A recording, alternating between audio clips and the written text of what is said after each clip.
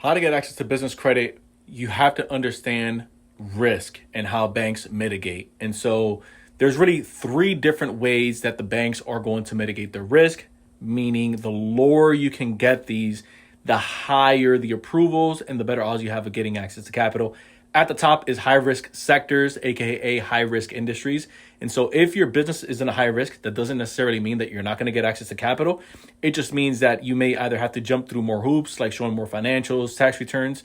So ideally, you want to get it into a medium to low risk, or if you are going to be in a high risk, just make sure you're not in a restricted industry. High risk locations, some sectors in the market, depending on what type of business you run, banks don't necessarily want to touch. This is known as a lending appetite. And then lastly, high risk seasons.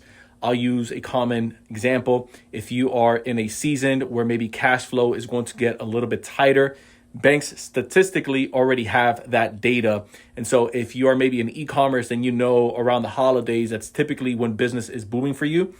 Banks are more likely to lend out to those type of businesses versus if you're maybe in the education space or in maybe a sector where it's a little bit slower during the holidays, then asking for capital during those times may not be, again, in your best interest. So keep these three different risks in mind as you're scaling your business capital.